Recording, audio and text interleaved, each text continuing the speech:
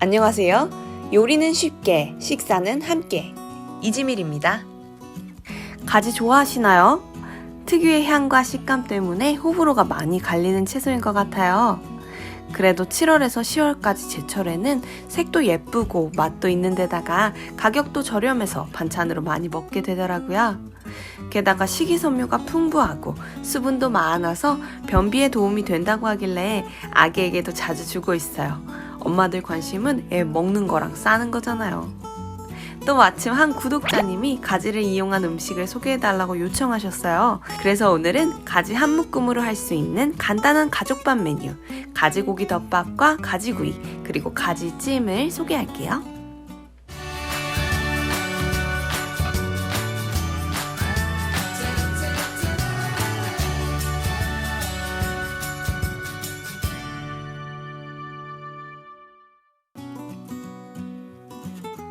오늘의 메인 재료는 이 가지 한 묶음이에요. 먼저 엄청 쉬운 가지구이부터 해볼게요. 가지를 굽기 좋게 잘라주세요. 어슷썰기로 단면이 넓고 동그랗게 나오도록 잘라주시면 돼요. 생가지 드셔보신 적 있나요?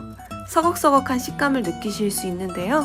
요리를 하면 그런 스폰지 같은 조직 덕분에 오일이나 소스를 잔뜩 머금게 되거든요. 그래서 오일과 닿는 면적이 넓어지도록 썰어주시는 거예요. 그리고 구워주실 때 어떤 오일을 사용하시는지도 맛에 영향을 많이 주기 때문에 중요해요. 저는 주로 올리브 오일, 들기름 혹은 기름을 넣지 않는 것 중에서 선택하는데요. 오늘은 들기름에서 필이 와서 그걸로 했어요. 기름을 충분하게 둘러주시고 살짝 달궈지면 가지를 팬 위에 펼치며 올려줍니다. 이때 기름을 표면에 바른다는 느낌으로 해주시면 돼요. 약불에서 굽다가 가지 표면에 살짝 물기가 보이면 뒤집어 주시면 됩니다. 한번 뒤집은 모습은 이래요. 오일을 머금고 있기 때문에 꽤 촉촉해 보이죠?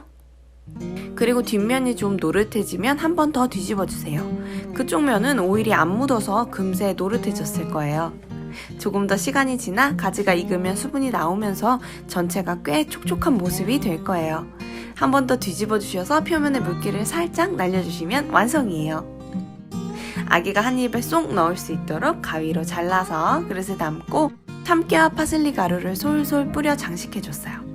폭풍 흡입하는 바람에 먹는 장면은 못 찍었는데 저희 보미는 보통 방금 후라이팬 가득 구운 가지 한 개 분량을 혼자서 다 먹어요. 두 번째, 가지찜으로 넘어가 볼게요. 씻은 가지의 꼭지를 잘라주시고요. 스틱 모양으로 썰어주세요. 이렇게 썰어서 데치면 8개월 전후에 막 아이즈도 이유식 시작하는 아기들도 손으로 들고 먹기 좋아요. 어른들도 이 정도 크기는 되어야 간장 양념장 같은 거 얹어서 먹기 괜찮더라고요. 더 큰 아이들은 데친 후에 가위로 잘게 썰어주면 포크로 찍어 먹기 적합해요. 물을 담은 찜솥을 준비해주세요. 불을 켜고 뚜껑을 닫아 끓여주세요. 물이 끓기 시작하면 썰어둔 야채들을 찜솥 위에 놓아주세요.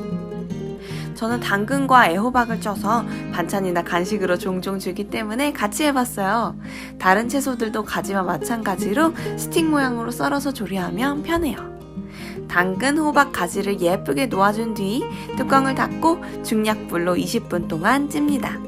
원하시는 식감에 따라서 찌는 시간은 각자 조절해주세요. 20분이 지났습니다. 뚜껑을 열어보니 제가 원하는 중간 무르기로 가지와 채소들이 잘 쪄졌네요. 너무 흐물흐물하지 않기를 원했어요.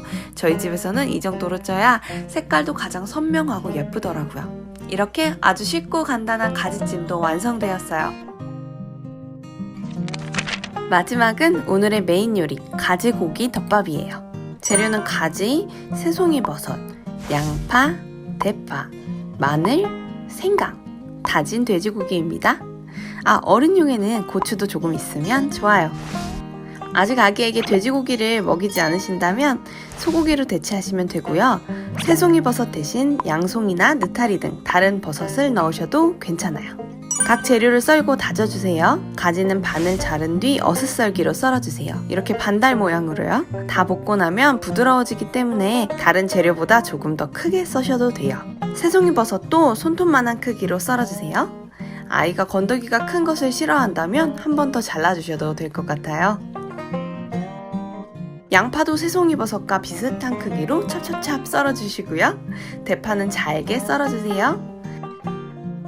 마늘과 생강은 잘게 다져주세요.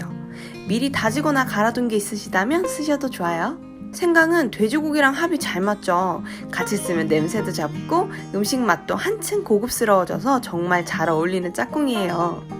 다 자른 재료들이 수북하니까 부자가 된 느낌이네요. 팬에 식용유를 둘러주세요.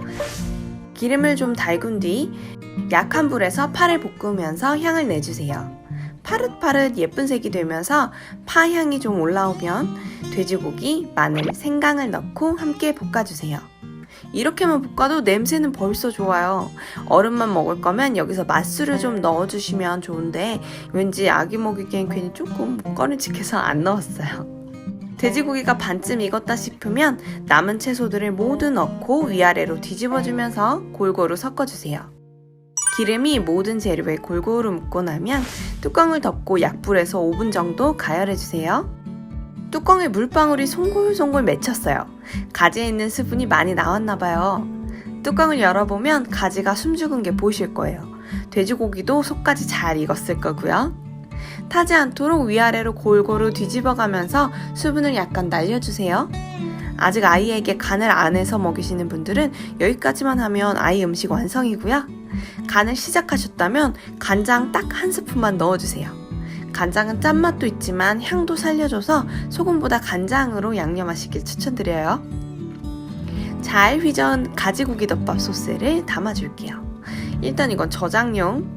아침에 정신없을 때 데워서 밥 위에 쓱 얹어주면 한 끼 해결이라 편해요. 이건 바로 먹을 거예요.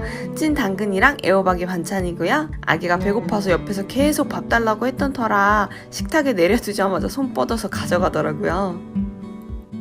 애호박부터 콕콕 찍어서 먹고 덮밥도 비벼주니까 폭폭 잘 먹었어요. 요새 무슨 말만 하면 다 아니라고 해서 맛있냐니까 고개 도리도리 하면서도 계속 잘 먹었어요. 자, 대왕님 밥 차려드렸으니 이제 본격적으로 엄마 아빠 밥 양념을 해볼까요? 이제라도 맛술 한 숟가락을 넣었고요.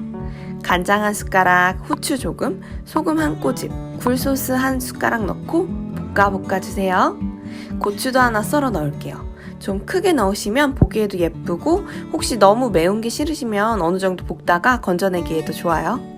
마지막으로 참기름 한 숟가락을 넣고 고루고루 섞어주시면 어른용 양념도 끝입니다.